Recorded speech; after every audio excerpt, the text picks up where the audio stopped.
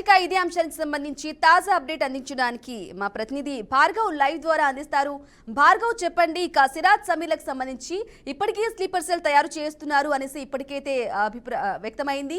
ఈ నేపథ్యంలో వారు ఏ ఏ ప్రాంతాలను అయితే ఒక గ్రూప్ ని ఏర్పాటు చేసుకుని ఇలాంటి స్లీపర్ సెల్స్ ని అలాగే నిరుద్యోగ యువత టార్గెట్ గా ఇవన్నీ పనిచేస్తున్నాయి, ఒక గ్రూప్ కింద ఏర్పడి ఇదంతా జరుగుతుంది అని చెప్పేసి సిరాజ్ సమీర్ అయితే చెప్తున్నారు. ఇంకా ఎన్ఐఏ ఏ ఏ విషయాలపై ప్రధానంగా దృష్టి ఫోకస్ పెట్టిందంటారు?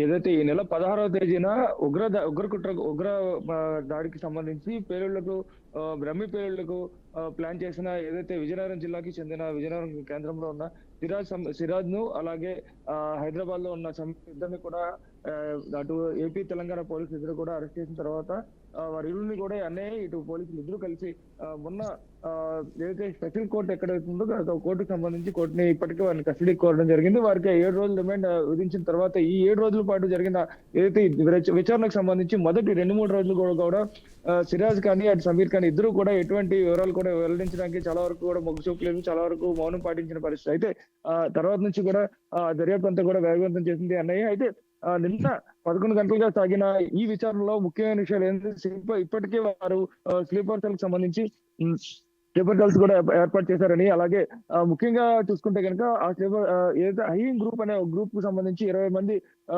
మంది ఉన్నారని కూడా కొంతవరకు వివరాలు వెల్లడించిన పరిస్థితి కనబడుతుంది. అయితే ఆ 20 మంది ఎవరు ఏంటి అనే దానిపైన పూర్తిగా ఆరా తీసిన తర్వాత వారు ఎవరనే దాన్ని కూడా కనిపెట్టే పనిలో ఉంది. ఇంకోవైపు మనం చూసుకున్నట్టయితే ఏదైతే ఈ గ్రూప్ కు సంబంధించిన వివరాలు ఎవరైతే ఉన్నారో వీరందరినీ కూడా ఖచ్చితంగా వారి వివరాలు రాబట్టి వారందరినీ కూడా పూర్తి స్థాయిలో పట్టుకునే ప్రయత్నం కూడా చేస్తుందని కూడా చెప్తున్న పరిస్థితి కనబడుతుంది. ఇంకోవైపు ఏదైతే ఈ ఏర్పాటు చేసిన తర్వాత వీరికి సంబంధించి అక్కడ ఉన్న ఎవరైతే ఉన్నారో వారందరినీ కూడా పూర్తి స్థాయిలో వీరికి సంబంధించిన ఫండ్స్ ఏవైతే ఉన్నాయో ఫండ్స్ ఇక్కడున్న స్థానికంగా ఉన్న మసీదులకు కావచ్చు లేదైతే ఇండియాలో ఉన్న ఏదైతే మదర్సాలకు ఉంటాయో వాటికి సంబంధించి ఫండ్స్ రూపంలో వీటన్నిటిని కూడా తెచ్చి తర్వాత మార్చే ప్రయత్నాలు కూడా చేసినట్టు కూడా కొంతవరకు కూడా వివరాలు ఇచ్చినట్టుగా తెలుస్తుంది. అంతేకాకుండా ముఖ్యంగా చూసుకున్నట్టయితే ఏదైతే ఈ సిరాజ్ సమీర్లకు సంబంధించి ఇప్పటికే ముఖ్యంగా వీరు బాంబు పేలులకు సంబంధించి డమ్మీ బాంబులు మొత్తంగా 7 చోట్ల వీటికి సంబంధించి ప్లాన్ చేసినట్టు ఈ లోపలే వారికి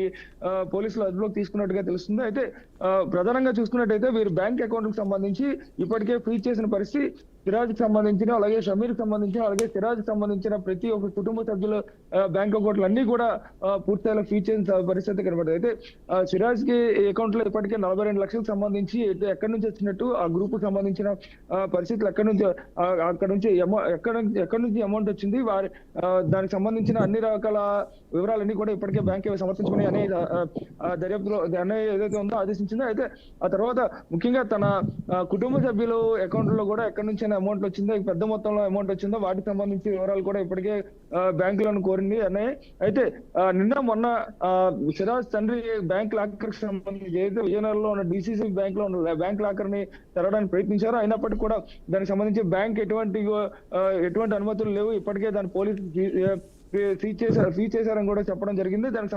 దానివల్ల ఇప్పటికే సిరాజ్ తండ్రి ఏదైతే లాకర్ ఓపెన్ చేసే ప్రయత్నం కూడా పూర్తి స్థాయిలో అక్కడ అడ్డుకున్న పరిస్థితి కనబడి. అయితే ఏది ఏమైనప్పటికీ కూడా ఇప్పటికే ఈ 5 రోజులు రిమైండ్ పూర్తయిన ఇప్పటికే రిమైండ్ అయిన తర్వాత ఇంకొక 2 రోజులే దీనికి సంబంధించి మొత్తం 7 రోజులు రిమైండ్ అయితే కోర్టు విధించింది. అయితే ఈ రోజు సాయంత్రం సిరాజ్ సమీర్లను ఇద్దరిని కూడా మెడికల్ టెస్టులు చేసి తర్వాత కోర్టుకు సమర్పించనున్నారు. ఆ తర్వాత మళ్ళీ రిమైండ్ ఎక్స్టెన్షన్ అవుతుందా, రిమాండ్ ఎక్స్టెన్షన్ అవ్వకపోతే వారిని అక్కడ ఈ దర్యాప్తు ఇంకెంత కొనసాగుతుంది అనేది కూడా మనం కూడా వేచి చూడాలి. మరి ఇంకా ఈ 20 మంది సభ్యులు ఎవరైతే హయీం గ్రూప్ కి సంబంధించి 20 మంది సభ్యులకు కావచ్చు, లేకపోతే సిరాజ్ మరింత ఎంతమందిని ఇంకా దీంట్లో ఇన్వాల్వ్ చేసి ఉన్నాడు, ఎన్ని గ్రూపులు ఇన్వాల్వ్ చేసి ఉన్నాడు, పూర్తి స్థాయిలో అన్ని వివరాలు కూడా ఏ విధంగా రాబట్టుపోతుంది అనేది కొంతవరకు ఉత్కంఠ అయితే నెలకొన్న పరిస్థితి కనబడ్డది.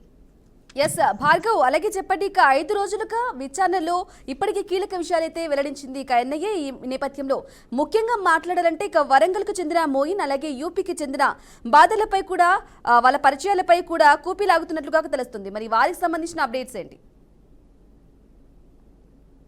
రైట్, ఏదైతే వరంగల్ చేతి మోహన్ కావచ్చు, ఇంకా ఇతర వ్యక్తులు కావచ్చు, వీరందరినీ కూడా ముఖ్యంగా మనం చూసుకున్నట్టయితే ఏదైతే మదర్సాలు లేదా అక్కడున్న మసీదులు కావచ్చు వాటికి ఫండింగ్ ఇచ్చి అక్కడున్న వ్యక్తులు ఎవరైతే ఉన్నారో అక్కడున్న వారికి సంబంధించి కుటుంబ పరమైన ఇబ్బందులు కావచ్చు, ఆర్థిక పరమైన ఇబ్బందులు కావచ్చు, ఎవరైతే వారి ఇబ్బందులకు గురవుతారో అలాంటి వారినే ముఖ్యంగా ఈ సంస్థ అనేది టార్గెట్ చేసింది.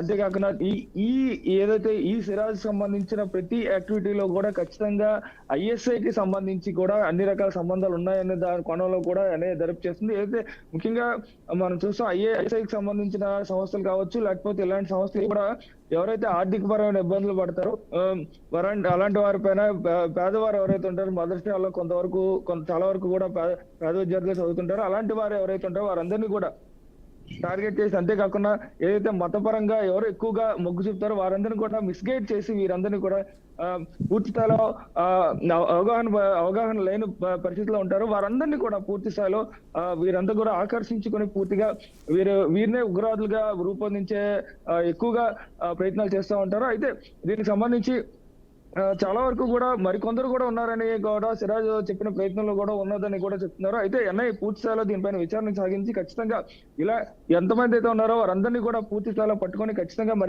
మరిన్ని బాంబేలు ఏమైనా జరగనున్నాయా, జరిగిన నేపథ్యాలు ఏమైనా అవకాశాలు ఏమైనా ఉన్నాయా అన్నింటిని కూడా తెలుసుకొని ముందుగానే వీటిని ఇప్పటిలాగే ముందుగానే నివారించే ప్రయత్నంలో అయితే ఎన్ఐ అయితే ఉంది.